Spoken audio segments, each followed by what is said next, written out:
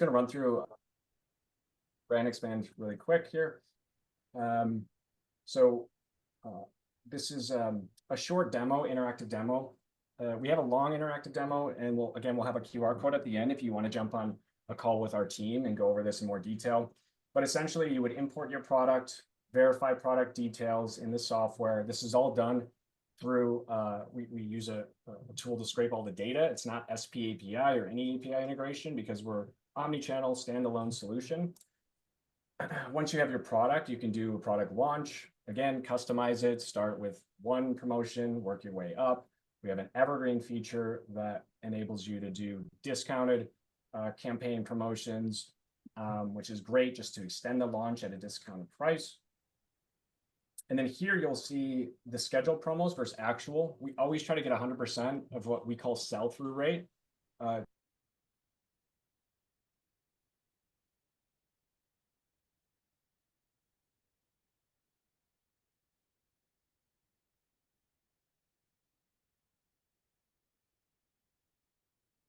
Last thing is the feedback. So most sellers like this, you'll get good feedback and you might get, not good feedback, but the idea is that, the more people you have looking at your listing, the more likely they are to find maybe some typos or mistakes or give you feedback on how to improve it. And it's really, this is the conversion piece. So you have the sales that we drive to your listing, and then you have feedback from our buyers, both the listing and post-purchase, that will help you get in front of maybe issues with your product, packaging, issues with your listing, and all that is going to help improve conversion rates and just be way more proactive about delivering the best service and product to your customers. Here's a list of all the orders coming through, real time, order numbers, real buyers, all coming through automatically to your brand expand platform. We have tracking, so you can see your keyword analytics. Hopefully it's improving, but this is just an example of what that would look like in your account. And then we have different plans here. This is the credit-based model. We do have a great performance-based rev share model coming out in mid-February that's really going to be amazing. We've spent 18 months building it. Really, any objection that we had to our prior pricing model is built into the new pricing. But we do have sellers and agencies signing up for the credit-based. We're going to transition them to the new pricing here shortly. But basically, I'll skip through all this. You get one credit for a sale or a review request on any marketplace. So if you have 100 per month, you could do 80 sales, 20 review requests, try to boost up social proof for your product and get those sales. That's a very quick overview of that platform. Again, you can sign up for a demo, or we'll have resources at the end to kind of show you what that looks like in more detail. The next question we typically get is, what does it look like on the flip side? What does your platform look like for the buyer side? This is what they see. So the deal side, the buyer side is just as important as the seller side. And that's really our competitive advantage, is owning both the supply and demand side. You can think Airbnb or Uber, right? We have the whole, vertical integration, and that allows us to pass discounted savings to our clients on brand expand because we have access to that network. Once a buyer sign in, they'll see deals. If this is your deal, for example, they'll go ahead and claim. We have a coin-based system where they get coins that can be redeemed for cash back at a later date based on the feedback that they leave. They would claim it here, and then they would go through, find the product. They're going to share their feedback, maybe tell you if there's something wrong with your listing, and then upload the proof of purchase. And our system's going to validate that purchase using a bunch of different metrics. We have a team that also validates and sends audit requests randomly to buyers just to make sure that all of our buyers are very high quality, acting in the best interest of our sellers. And then finally, the post-delivery. This is really, they have to finish this before they get any type of points. So the emphasis is on the listing feedback and the post-delivery feedback. Once they leave this, then they will get those points. Again, a very quick overview just so you get more of a holistic view. This is another way to kind of show this. On brand expand, sellers would push products to the buyers. More products over here means more buyers. Buyers purchase products, it creates more value for sellers, and it creates this, flywheel, these network effects that help us grow and help our sellers grow as well. And then, of course, we have the feedback, the sales, review requests across all these different marketplaces. Amazon is about 60% of our launches. Walmart's leading second, maybe Target is third. TikTok's quickly emerging. But what I will say is, Amazon was about 95% when we started initially. So we're starting to see, a little bit of a shift here to Omni, which is what we anticipated happening. Why go Omni? So, really I'm just going to skip to the next one here. Diversify and risk mitigation is really, I think, the most important piece. Just as you would never invest all of your money into one stock, you have to diversify across different marketplaces. I think everybody's been in a situation, if you're a third-party seller, where a listing suspended, or God forbid your account suspended, or whatever happens, maybe they're holding on to your money. It puts you in a really uncomfortable situation, right? So just diversifying risk across multiple marketplaces really just helps for, expansion, peace of mind, all of that, and just increased reach, right? Different buyers go to different marketplaces. Yes, Amazon is the dominant, but certain demographics go to Walmart more, certain demographics go to Etsy more, Target, etc. And then TikTok, we see a lot of, Gen Z, younger generation going to, TikTok to purchase products. And then, I'll skip over here. Social proof, super important. So this is another thing we do is what's called review request. Completely compliant. There's no incentive attached to this whatsoever. They don't have to leave a review or anything like that. We just basically send a request on the seller's behalf. And that's going to help. It's kind of the 1-2 punch, right? Every seller knows that getting increased sales plus social proof and feedback to improve conversion rates, that's really going to create a catalyst for growth on any marketplace. UGC, I did a webinar recently about how TikTok virality flows over to other marketplaces, mainly Amazon, right? So we see a lot of sellers doing TikTok launches, creating this explosive launch, and then buyers, of course, for repeat purchases. So it's very good with consumable type products. Will go to Amazon for repeat purchases. So it creates this, kind of permeates the sales and traffic from TikTok over to other marketplaces. Yeah, so super important social proof. Everybody knows that. How we can help. I toured the platform pretty quick, but we have launch feature, quickly get your product in front of thousands of customers, new customers. We do keyword tracking, indexing, analytics, new customers, traffic to your product, really important, especially for new products. And we have multiple campaign types. Super excited. This year, I won't say too much, so I don't want my team to get upset, but we have a really exciting launch feature coming this year that we're working on that's going to have, what I will say is that it's going to have a social aspect to it to create virality across different social media platforms. Hopefully by the time we build out that TikTok's up and running again. So yeah, I'll send this to Nick and to Daniel, but you can do a quick interactive demo, which is what we just did, full interactive demo. Click the QR code if you want to set up a demo with our team. We'll dive into the software more. We have comprehensive case study where we take over 1,000 launches and see what what the best ones are doing. I think our top 10% had 15 to 45x return on ad spend, which is pretty phenomenal. And then we have a comprehensive help center that we have articles and whatnot for everybody to kind of learn more. So I'll end it there and pass it to the next.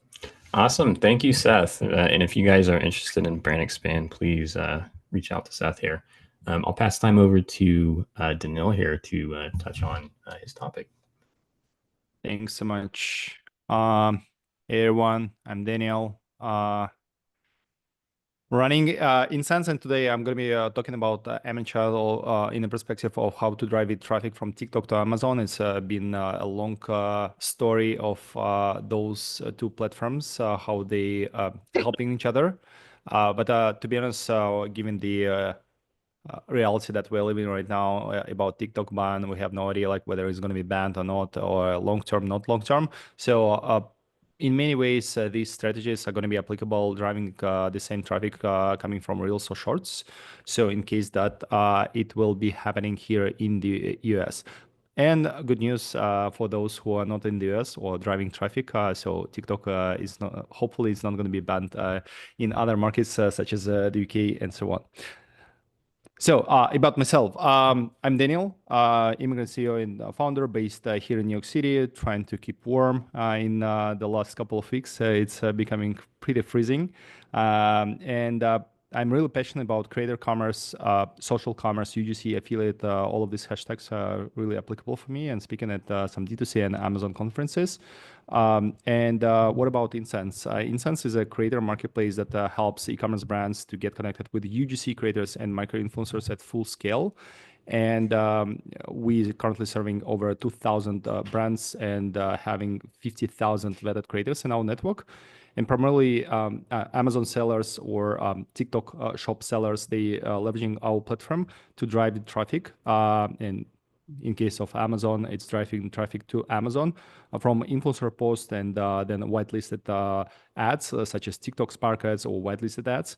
And also they building a scalable vehicle how to build a UGC at a mass scale, as well as running seeding or affiliate campaigns. And today I'm going to be talking about TikTok. Just adding a few points to Daniel's presentation. Yeah, TikTok is a traffic driver for Amazon. I was surprised to see that how many Amazon sellers starting using Incense back in 2020, when we were primarily focusing only on D2C brands. And we came to them like and asked like what's going on, and then they shared that, hey guys, you have no idea how TikTok can be impactful for our business, because we can partner up with influencers and getting the traffic to Amazon, that it will help to increase the ranking of our product pages. So that was the aha moment for us, where we started focusing on Amazon sellers a lot. And the reason is pretty much simple, because that's the way how many users in the US, and not only, they tend to discover product first by browsing TikTok feed. And again, like it's not only about TikTok. Same vibes is happening on Shorts right now or Reels, but TikTok is mind blowing. So I think it just stand out. And another thing is that Gen Z, they're using TikTok as a Google. So basically, they stop Googling information. They're starting TikToking information, meaning that they're searching for restaurants or products, and that's the way how they can find the products, and then they go to Amazon and finding those products to actually purchase before TikTok Shop. So right now with the TikTok Shop, they can purchase right away, or again, like they can still explore on TikTok Shop and then make a purchase on Amazon. So there is a lot of synergy between the platforms is happening right now. But at the same time, what we want to highlight is that some of the strategies, they have been advanced. So that's why it's not only a link in a bio or a link in an ad. So there are a few ways how to drive these behaviors differently. And some stats, yeah, TikTok users who discovered products on the platform were 2.5 times more likely to make a purchase on Amazon, right? Product searches is growing. So basically, the impact of this platform on Amazon sellers, it's not something we can discuss, because there is a data, there is a proof points, and many Amazon sellers they heavily using socials to drive the traffic to Amazon. That Amazon is going to be always appreciate. But speaking about strategies that we recommend to build this vehicle, so basically one of the things is that it's not really clear, and we're still seeing that many Amazon sellers, they making this, I would say like mistake, but it's not advanced strategy, is that instead of asking TikTok influencers put click link in bio as the call to action, sometimes it's actually depreciate the all workflow from the finding the product, then going to the buyer, then going to the click, and so on. So instead of this, what many Amazon sellers starting doing that, ask creators to encourage viewers to go to Amazon and search for a product. And the way how to achieve that, it's by basically creating the video where this influencer can browse something on Amazon. So basically, you showcasing the way how it's how to find your products on Amazon. So and that makes people be confident. Oh, let me go to Amazon and search for that. So actually, it's driving better results right now rather than asking to put any clickable links. So the next one is that it's about how to work with influencers when it comes to either driving the performance or as the affiliates. We always say that 50% of your success is a well-written brief, because sometimes many sellers, they never work with influencers or don't have much of experience of this. Because again, Amazon is not really a social platform, right? That's why it's like just different world. And in many ways, you can think about that. I can propose great affiliate deal, so it's going to be interesting for creators. Just create like good content, but good content is it's not great brief. So that's why it's really important to just going through every single detail there and talk it through with influencers, maybe even jump on a call with them and just talk it through while you're learning how to pitch them in a better way. And then yeah, asking them like to screen recording showcasing your brand and product name being in the Amazon search bar. So in that case, it shows them how actually it's applicable and how it's easy to find on Amazon. And basically, people is going to be, instead of clicking somewhere, they're going to be open up the Amazon app right away. And then obviously using this your brand or product name as the overlay. So in that case, you make people to remember this, and also provide the brand guidelines as well as unique sales points of the product to creators, because they are not marketers. It's your job to educate them and to showcase how to tell about your product. The next one is really interesting, and I think this is the biggest why TikTok Shop became such a big thing. It's not only about organic, it's not only about paid, but it's basically it's about both. So combining organic plus paid, it's really important on the platforms. So you can partner up with affiliates and they're going to be posting something organically, though you would be able to boost that in paid using TikTok Spark ads on TikTok, or with the Meta, you can be running whitelisted ads. So basically, you can go and be whitelist influencer handles directly to Ads Manager and running the ads with that. So in that case, you kind of like building the trust by using organic traffic, but at the same time, once you see that it's actually working really well and it's scalable, boost the scale with the ads, because that is the simple way. And in that case, what is interesting is happening that Amazon is still going to be recognize this as the organic traffic if you are boosting the organic post of creator. So and organic traffic is always going to be more powerful than any paid traffic. So here's the hack. And another thing is that 1 week window attribution. So it's really hard to expect that if I partner up with 100 influencers on any platforms, that I will see the sales spike right away. No, actually, people will have some time to consider and or having a better time to find the product and thinking about the size, reading the review. So it's a consideration time. It's not that impulse purchase that you can expect. I mean, depends on the vertical, but in general. So that's why what we're saying that it's always use 1 week window attribution. So once you partner up with influencers, then and ask them to browse on Amazon for your products, the real effect will be there within first week. So and you can find and recognize some of the spikes in the sales because of that. It's been reported a few times by many brands, and there are some case studies out there that have been reported that the echo effect coming from TikTok to Amazon is there, and more like from TikTok Shop. So on TikTok Shop, you actually can purchase the products, though many sellers, they using TikTok Shop as the discovery channel in a way. So you can find a new audience, the ones who might be not purchasing something on TikTok Shop, but they will go and purchase on Amazon. So there is a spike of your TikTok Shop campaigns effect that will be coming to Amazon. It's really interesting the way how it works. And here's one of the example, like a case studies where one of the supplement brand have been working with many brands, and then they launched their products on TikTok Shop and offered high commission, working with hundreds of affiliates and creating a lot of videos of the product, right? And then what happened, like it's a halo effect that's I was just sharing about that, where they starting seeing these spikes that is happening in their sales on Amazon.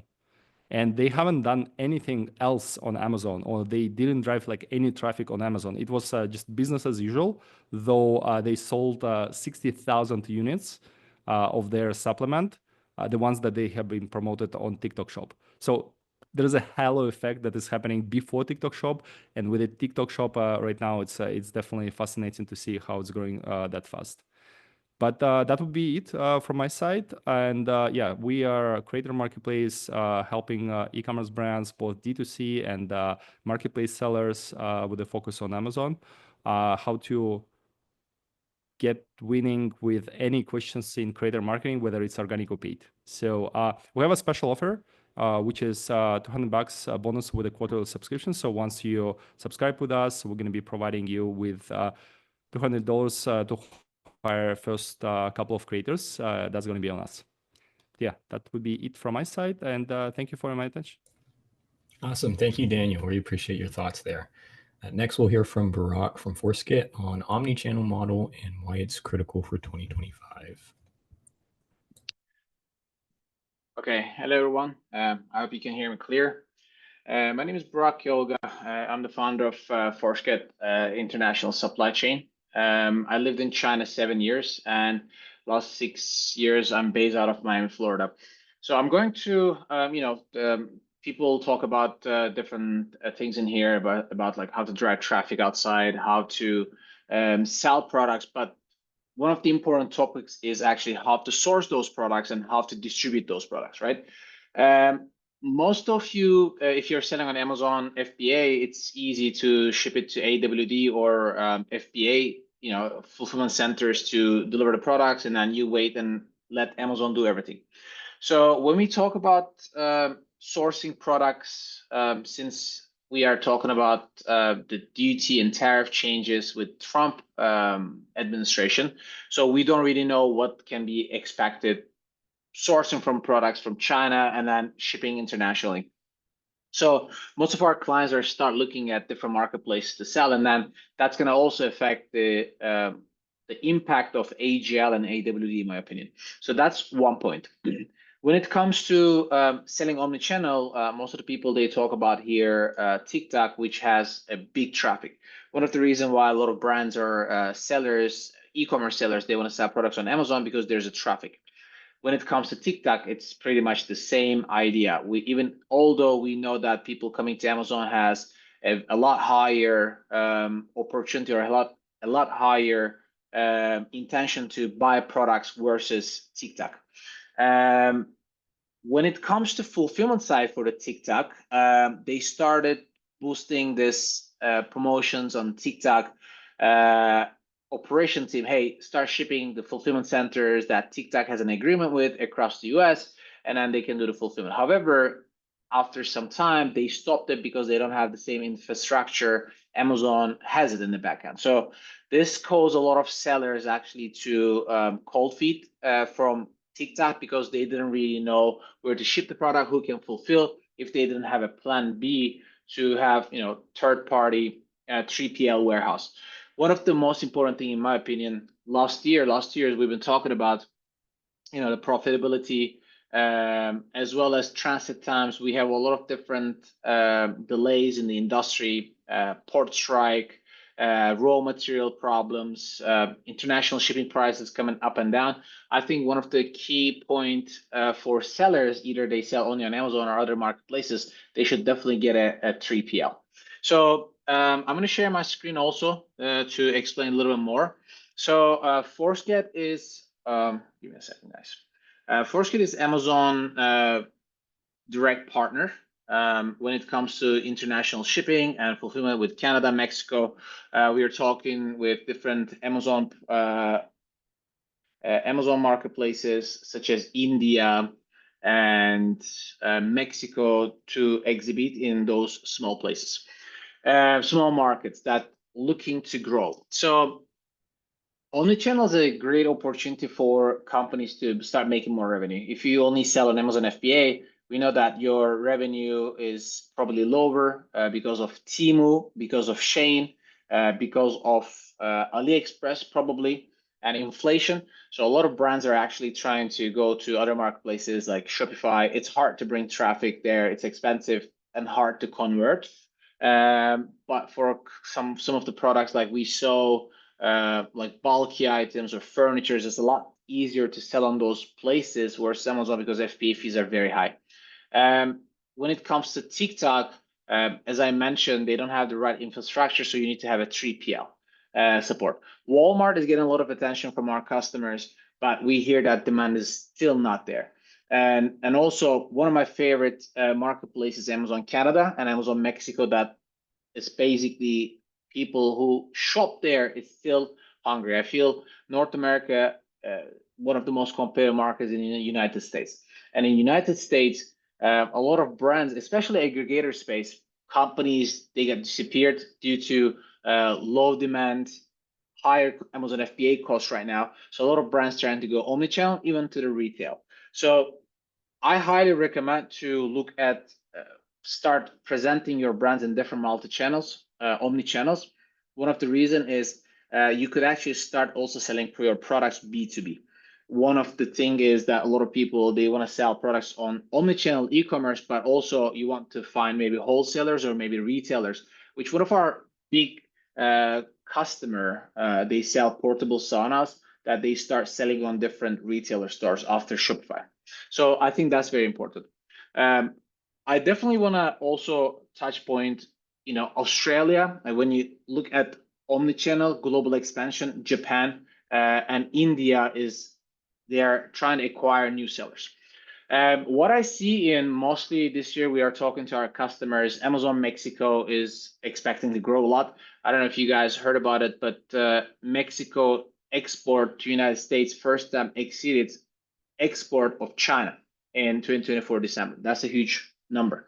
It means there are a lot of unfinished product coming to Mexico, assembled and shipped to United States. So one of the reasons that Mexican GDP is going to increase, in my opinion, and that's going to also impact the people's income. So basically people will start buying more products, and Amazon Canada as well. So Walmart has we are Walmart partner in our Forsket platform. We are working on Walmart integration.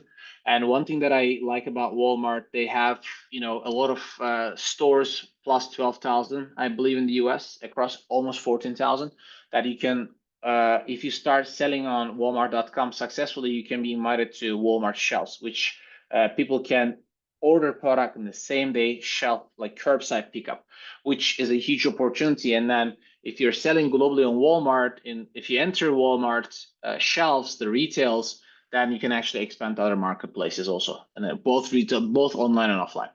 And Shopify, as you know, some of the Shopify fulfillment centers run by Flexport, and Shopify invested almost $350 million investment to Flexport, one of the largest international logistics company in the world. But now they're getting rid of their fulfillment space just because there's not enough demand. So a lot of companies who sell on Amazon, they want to find different marketplaces to sell, but then they don't find enough demand. So what are we going to do? And there's a very big impact in here, Temu, which not that many people talk a lot right now. And the Temu strategy is very different because Temu products are surplus, which means ship products that manufactured, especially in China, due to not enough demand, those factories couldn't sell those products overseas or themselves on Amazon. So now they have a lot of inventory in China, in the US. So Temu's targeting those brands, even they have surplus inventory that they used to sell on Amazon FBA, even the American sellers. And just because of this business model, Amazon just launched whole beta version where they're going to sell lower price items, which I think is in the long term, it's going to really damage the business of the Amazon sellers if everybody start going after cheaper products. So we're talking about the one thing that I like about Walmart is their infrastructure, the fulfillment, the way their system works in the fulfillment and logistics side. We talk to people, they still think that Walmart Seller Central is way behind Amazon fulfillment centers, like Amazon Seller Central actually technology. And on the PPC side, there's still a lot of things that Walmart should be improved. But when it comes to stability, I think Temu may be in the market a couple of years, but I don't know if people want to just buy only cheap products. As long as the economy start doing better, I feel like people will start buying, maybe trying to buy better quality product, because we hear a lot of complaints about people that Temu products are very low quality, which is only $1-2 manufacturing cost product they're selling online for like $10 to $12. So I wouldn't expect that to be a big threat, to be honest. What is a Shopify and its role in the omnichannel ecosystem? Connecting your Shopify store with other channels like Amazon, Walmart, and social medias can bring more traffic. One thing I like about selling on Shopify, you can have your own customer database. You can collect the email addresses easily, and then you can launch a new product, new category, or you can retarget those people, or you can create an audience according to your Shopify demographics, and then you can target similar people to drive traffic, create email marketing campaign, which is data is very important, which unfortunately you can't get that from Amazon. Shopify and its role in the omnichannel. One of the reasons why I like Shopify is that the fees are a lot lower than Amazon FBA. We all know that FBA fees are since 2021, 2022 increased almost 40-45%. So that's like a huge problem for a lot of brands that they actually went out of business. So that's why I like Shopify, which has still like a certain growth in the business. When it comes to omnichannel, I think I like to talk about sourcing part. A lot of companies, they're looking into sourcing product from different marketplaces. We had a very big toy importer customer that they used to ship 20-25 containers per month from China. Now they start shipping products from East Europe to avoid 25% tariff, which is gonna change, I think, the strategy of manufacturers from China.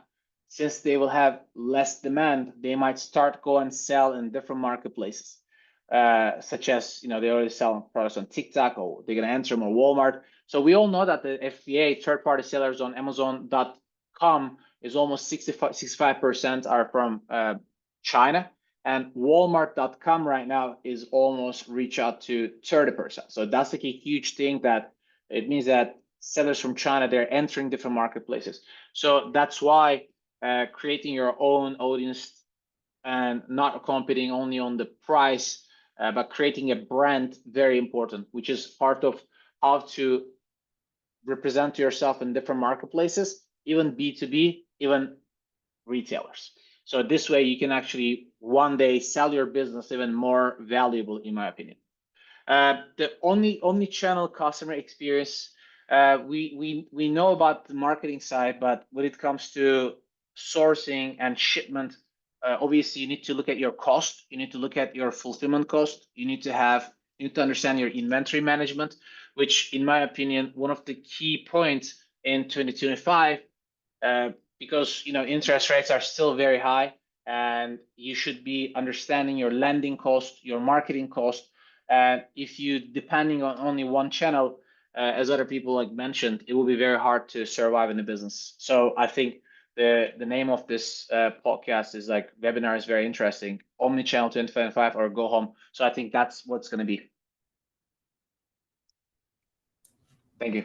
Awesome. Thank you, Barak. Great thoughts there. Next, we'll hear from Fabricio, and please correct me if I said that wrong, but he's going to talk about best practices to deal with the added inventory complexities when going omnichannel.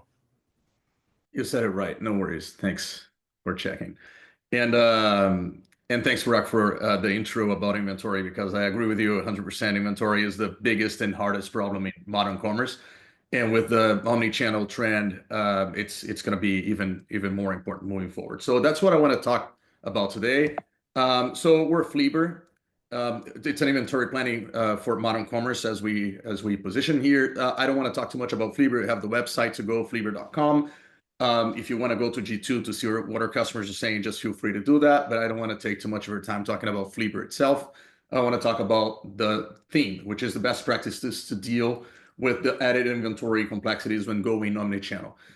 So first of all, brands must sell everywhere their customers are. This is the fact that there was a period of time where you had like Amazon sellers or D2C brands or wholesalers or retailers. That was just a reflection of how amateur this whole segment still was.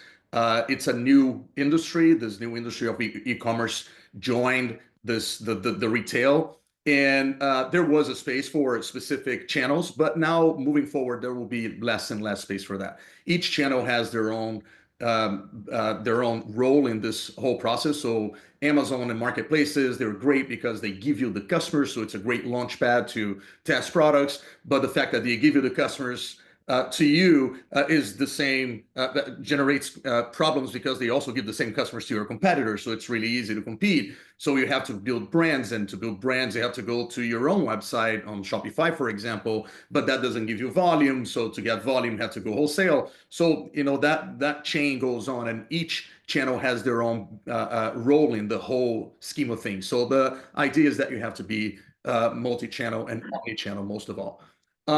But the problem is that every new channel you add adds a lot of inventory complexity. So inventory is at the center of all this complexity. As I usually say, when retail goes digital, sales go digital, the advertising goes digital, customers go digital, customer support goes digital, payment goes digital, but the inventory is still physical. So it's only natural that inventory will be at the center of all complexities. And how to deal with that, right? So I created here a set of slides. I want to go very quickly through it. It's just to convey the message. So let's assume you're starting an Amazon US shop and you don't have a lot of volume. You send things directly from the supplier to FBA and you sell through FBA. Then you start getting a little more volume and you turn on the NARF and start accepting orders from Canada too, but still from FBA and not a lot of complexity. Then you start getting more volume. We will add a 3PL to the process because FBA becomes too expensive to hold all your inventory. And now you already have 2 nodes of inventory. So it changes a little bit the dynamics. And since you have the 3PL, you decide to split Canada to gain, because if you're sending products directly to Canada, you have a bunch of different gains, especially in the delivery time to the final customer. So that increases sales. So you now have 3 nodes of inventory. And then you decide to expand to EU. Then you have 4 nodes of inventory and sales grow in Canada and EU. Then you have 6 nodes of inventory. Then you decide to start a Shopify website. You still use multi-channel fulfillment, but it starts growing. And then you start replenishing directly from the 3PL, Walmart, WFS, and you understand what I mean. So wholesale, TikTok Shop, and all of those things. And in the end of the day, you have this huge network of inventory positions that you have to deal with, right? And add to that the fact that you're going to get more suppliers with time, and then the connections, each one of those arrows become one connection of inventory, and things go really messy. We have customers, we show a supply chain map, which is something similar than this, but a little prettier. And we have customers that have over 100 nodes of inventory in the end of the day to take care of. And how do you do that in today's commerce? That's the biggest discussion here. Adding to that, you also have use cases. So in Shopify, for example, you can create virtual kits and bundles where you sell a kit and bundle but you keep the inventory separate. So whenever the customer purchases that kit and bundle, what your 3PL does is to put those different products into the same package. You have subscriptions, which adds another complexity, because now you cannot you cannot go to your customer who bought your vitamin on a monthly subscription and say, oh, this month you're not going to use your vitamin because we are out of stock. You cannot do that. You have back orders, which is the possibility of selling the product even when you are out of stock. And what you do in that case is that you just promise to your customer a future delivery, and so it's a longer delivery. You don't have that on Amazon, but you have that on Shopify, for example. So it's a huge mess. And I placed here a huge list. I'm not going to go through each part of this list. I just placed it here because I sent to everybody who was here in this webinar. I sent the presentation after webinar, so you can read when you want. But I'm going to actually talk about a practical example. And sorry, I just want to make a little parenthesis. I've never, in my history in webinars or podcasts or anything like that, I've never shown the system itself, because I think it's not about my system. It's about what I'm trying to convey. But this time I had a really hard time to convey the message without showing actual examples. So sorry, I'm going to show the system this time. The first thing you have to do when you're thinking about inventory is forecasting. Forecasting with Omnichannel gains a huge complexity, because now you have to understand the demand of each one of the channels and combine them for different inventory locations. So it's a little hard. And the first step in forecasting that is really important to be done is outlier detection. So you see here, the gray area shows a stock out, and the orange shows the substitution of that stock out for what would have been the sale. And even in this case, before the stock out and after the stock out, you see a ramp up here. So it shows that the problem of stock out is not only when you're out of stock, before you start losing ranking, after you take a little time to ramp up. So substituting that is really important, and that by itself improves forecasting 40%. So do that. Always substitute your past sales, outliers, or anything that happens that is not a norm before you do any forecasting. Then make sure that you're forecasting each channel, including seasonality, events, promotional plans, ad campaigns, and others. Then aggregate that demand of all channels for each inventory location. What you want is to forecast what you're going to use on an inventory location, adding all your channels. So you see here that in this case, this specific product in this specific location has an Amazon US, has bundles, 2 bundles on Amazon US, has Shopify with back orders, has Shopify bundles, wholesale, bundles in wholesale. So all of that has to be aggregated. And it's really hard for you to do that in an Excel spreadsheet. And that's the reason why I had to show the system, because I try to replicate that on a spreadsheet and it's impossible. After that, understand whenever you have an intermediate stock out, this is extremely important. I usually say that the biggest problem in brands nowadays is that they're trying to avoid stockouts only using the inventory lever. So what do I mean by that? Is that a stockout is a reflection of a mismatch between inventory and sales. So it's 2 levers, it's not 1 lever. If you sell less, you're not going to run out of stock. And if you have more inventory, you're also not going to run out of stock. And what is the solution for that? The solution is a balance, because what happens is that most brands try to create fat when they are ordering inventory to be sure that they're not going to run out of stock. And what that creates is a potential overstock. And all the brands that they die rich in inventory, poor in cash. You always see, clearance, out of business clearance, because they are full of inventory. They just didn't have cash to pay their bills. So overstock is a huge problem. Try to avoid that. The way to avoid that is to have clear visibility, order what you need. If sales pick up, use the sales lever. You start increasing price, reducing advertising, and kind of managing sales and inventory together. And this is what this type of chart gives you. You see here a red in the middle is showing that you have an intermediate stock out at a certain point in the future. And if you are in the system, you're seeing the dates. Therefore, you don't have time to replenish. So therefore, the only thing you can do is to increase increase price and reduce advertising. Also, try to create alerts that call up the attention, because the more channels you have, the more inventory locations you will have, the more things you have to see. So if you have, let's assume 20 products, but those 20 products are in 20, not 20, but 10 markets, you have now 200 products to be forecasted. And if you have 5 inventory locations, so it's 40 products per location. So it's really hard. You have to start managing that with alerts, notifications, and things like that. So create that in your system. Create ways also to have shortcuts and filters, because most of the times what you want is to see what actions you need to do. So building a very, very good system in the back end that is able to manage that complexity, so that you just manage the actions, is the way to go. Other thing that is extremely important in Omnichannel. Omnichannel, you start having different nodes, like 3PLs, for example. You have a 3PL in the US, EU, and UK. And before you have different nodes, you're ordering things from a supplier to a 3PL. And when you have 3 3PLs, instead of making 3 purchase orders to your supplier, make only 1 purchase order to your supplier for the combined demand of the 3 3PLs, even though they're in different places in the world. And the reason is because forecasting is extremely hard. You're always going to be wrong. But the closer you are to the sale of the product, the more accurate you start getting.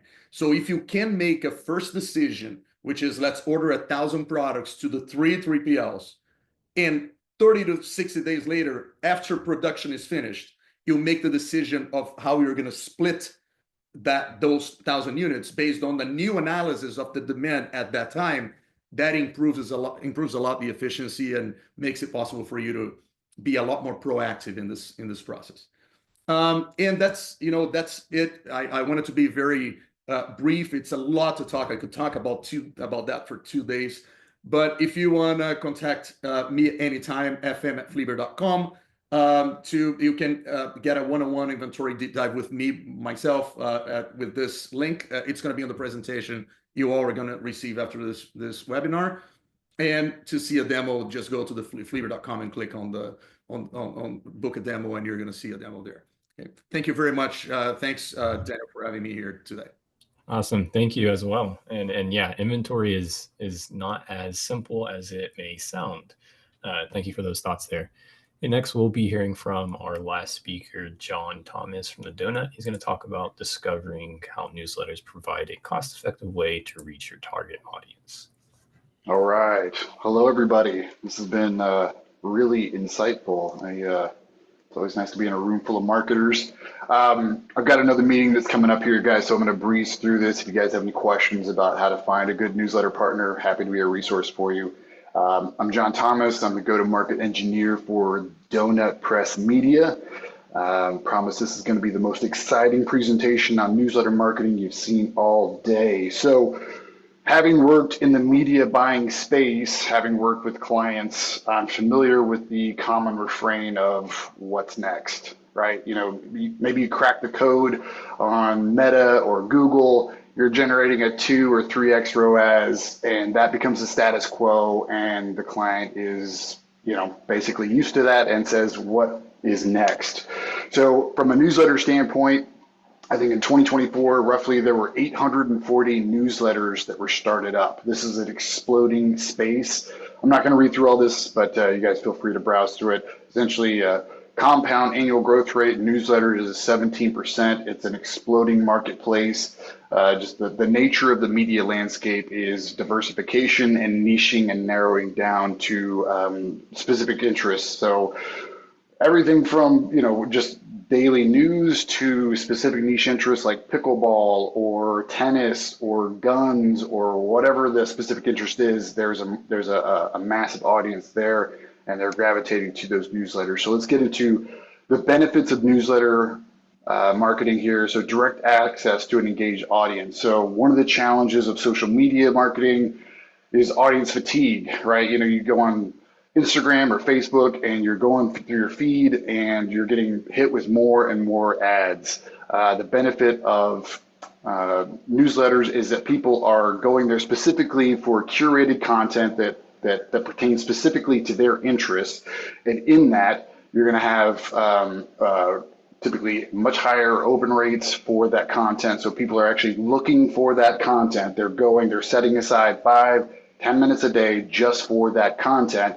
And so as a consequence, you get a much higher engagement rate, you get much higher click-through rates. I think on our text SMS, for instance, we have a 99% open rate and a 12% click-through rate, right? So just the engagement rate is much higher than what you're going to find in typical social media marketing.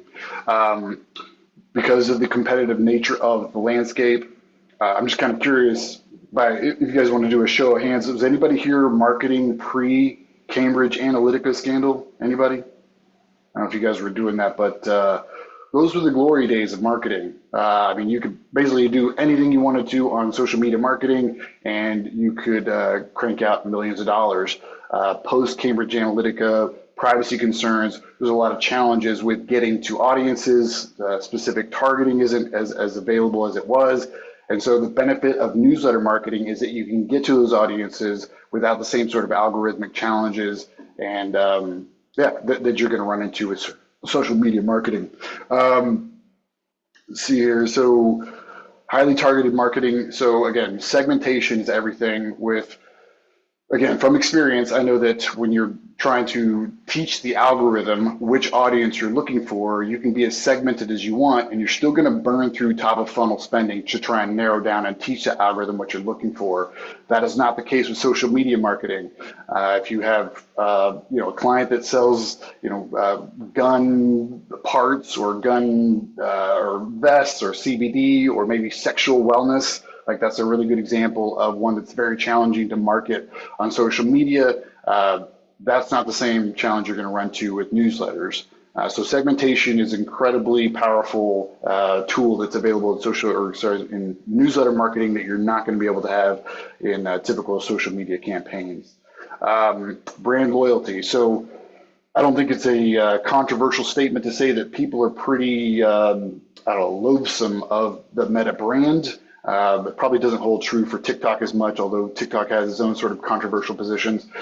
In a newsletter, people are there, and if it's an effective newsletter, people are incredibly loyal. That newsletter has a brand, it has a personality, it's a part of somebody's daily ritual, and because of that, you get much greater brand loyalty, and therefore the content that's in there, including the ads, including the marketing, resonates more effectively with the audience. In our case, we make sure that the actual ads align with the same brand voice as the newsletter, so there's congruity between what you read as content and what you see as ads. Community building, everything from cross-pollinating content that is delivered on somebody's, either their phone via text SMS or via email. That same content gets cross-pollinated via socials, and again, just that sort of flywheel of content that nurtures a greater community is a pretty effective strategy that isn't available in traditional marketing channels. Revenue opportunities, there's a diverse way of revenue generating options with newsletter marketing. So everything from just traditional paid sponsorships, product launches, affiliate marketing is a win for a lot of different newsletters. Again, the more niche the newsletter, the more profitable that affiliate is. Again, think CBD, right? I don't know how many of you have tried to market CBD. There's a whole cottage industry of CBD marketing professionals that sell their services built around the challenges of trying to market CBD. Enhanced concert distribution. So what I love about the conversation today is everybody's consensus essentially that omnichannel is the way to go, and I completely agree.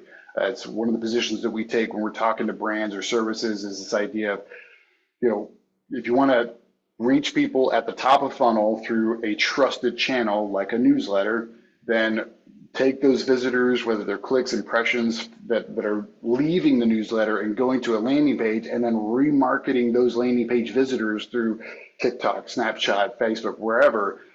That's an omnichannel approach that wins, and certainly one that I subscribe to as well.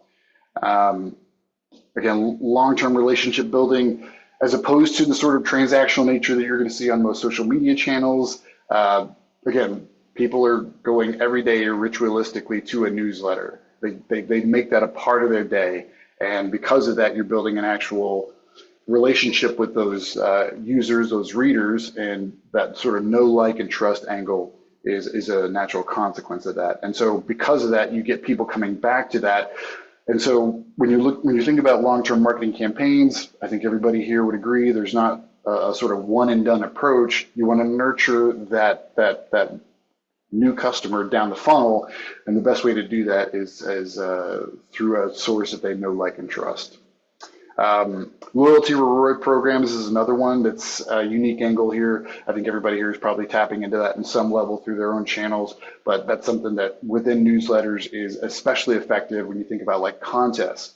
The Donut Press Media, we run a pet playoffs annually, right? So everybody submits their picture of their pet, everybody votes on the cutest pet, and just that kind of engagement, again, separate from any sort of marketing angle, is just a way to build a community that you don't get anywhere else.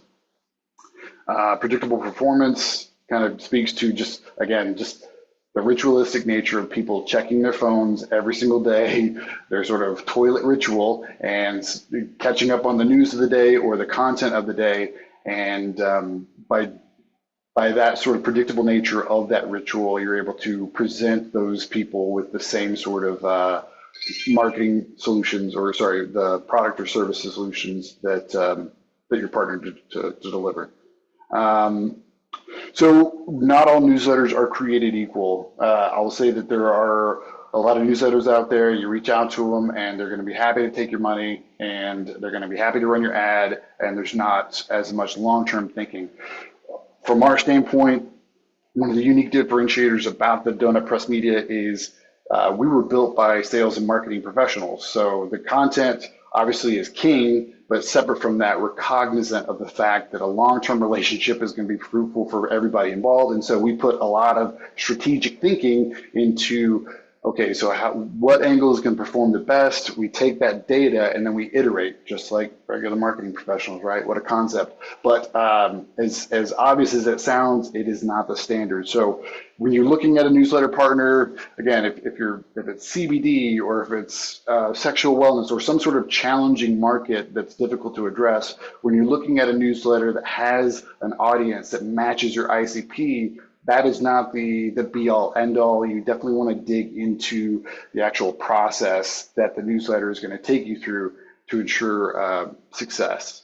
So that's really it, guys. I think the takeaway here is omnichannel approach is going to be the way things are moving forward, and newsletter marketing is going to be a key component of that.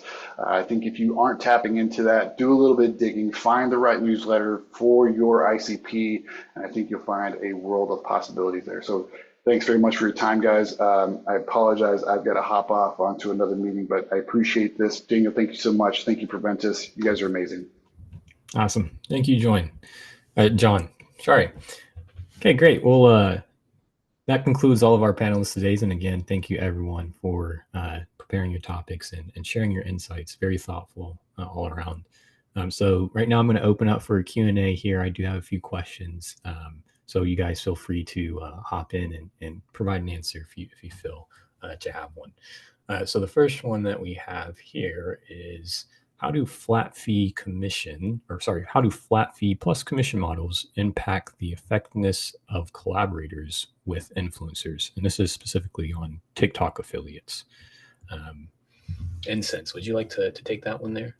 Sure. I think a year ago, it was a different story. So you can find a lot of influencers who were ready to work with you with just affiliate fees.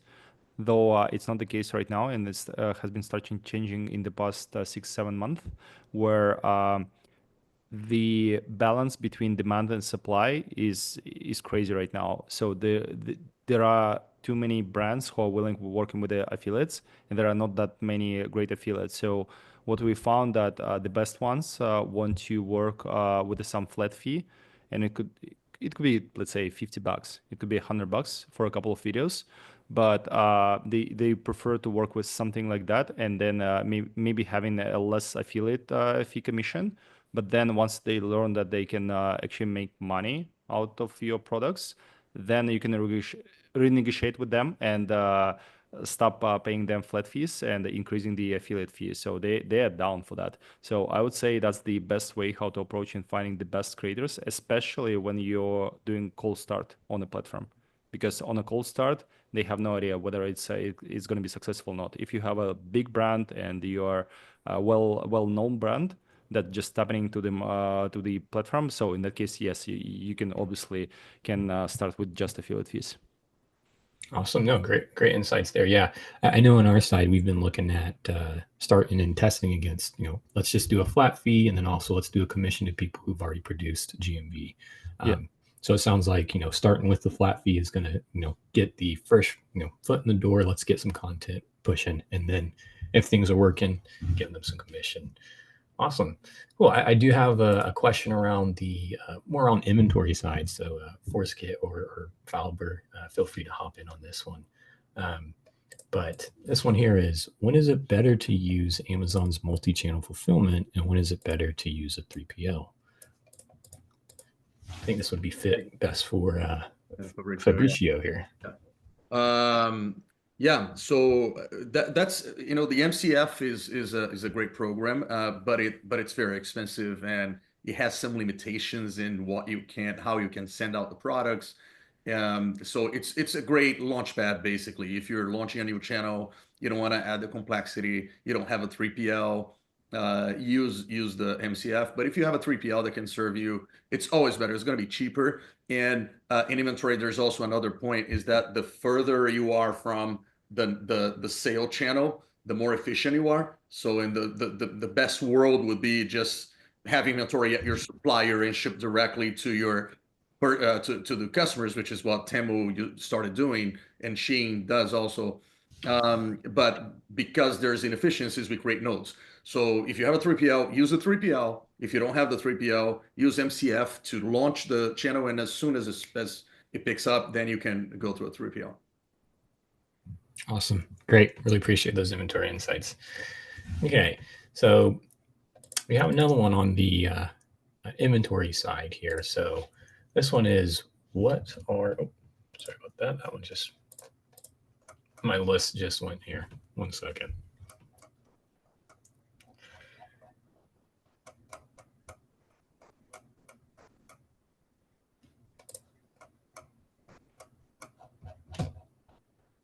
All right, guys, just re-pulling up the Q&A list here.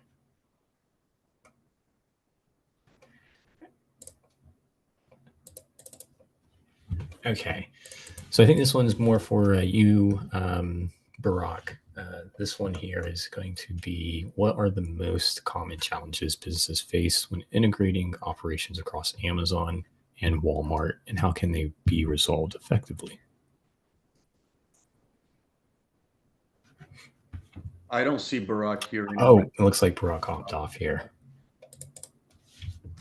Okay, here, let's go into the next one then. Brand expand. Let's end it on this here for our last Q&A.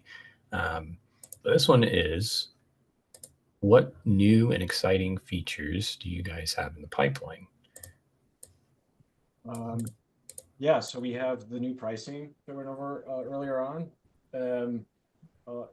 It's a really great performance-based pricing plan. We're going to actually open up to free subscription, which we've never done because historically we've had to do a lot of hand holding to show how the software works. We have a lot of resources now that these users can leverage. So it'll be a completely self-serve, but they can join. They don't have to put in their credit card for a subscription and then just start pushing campaigns to our buyer network. So the new pricing is going to be amazing. It's going to be increased level of support services. We have a new program for enterprise that will really help push campaigns at the end of the day. And then, like I mentioned, we have a new launch type that's in the pipeline that is really going to help with Omnichannel. It's going to have a social aspect. Really, you can think of it as like a big microphone for your product, whatever marketplace it's on. Influencers, sharing on social networks, driving traffic to your listing, creating explosive growth. So we'll create another launch type, and then in the near future, we're going to create additional launch types as well. The objective of Brand Expand is to really just find customers all over and pull them into your listing, no matter what marketplace. help with feedback from those customers, and help with social proof as well. Awesome. Thank you for that. Yeah. Then on my side, I just have the last question here with, if we could choose one reason why omnichannel is so important for online businesses in 2025, what would that reason be?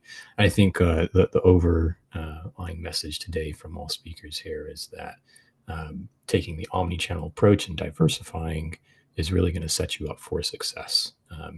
And so I think that everyone, if you haven't taken a omnichannel approach or haven't looked too much into an omnichannel approach, would highly recommend so. And we've had some great panelists today just touching on separate pieces from, using a single channel over to others, from inventory and how to set up your 3PLs efficiently. And then all the way into contacting affiliates and how to work with them properly. So highly recommend you guys to do some research on how to go omnichannel for your brand and how that can impact you. And then, great panelists today. If you guys have any questions around, their services or more information that you want, feel free to reach out to them, connect with them on LinkedIn. They have some great offers that they can get over to you. But again, I really appreciate everyone joining today on our webinar. It was SET Proventus' first webinar for 2025. So again, really appreciate that. And thank you all. Thank you, Daniel. Appreciate it. Everyone. Cheers. Awesome. Take care. Thank you, guys.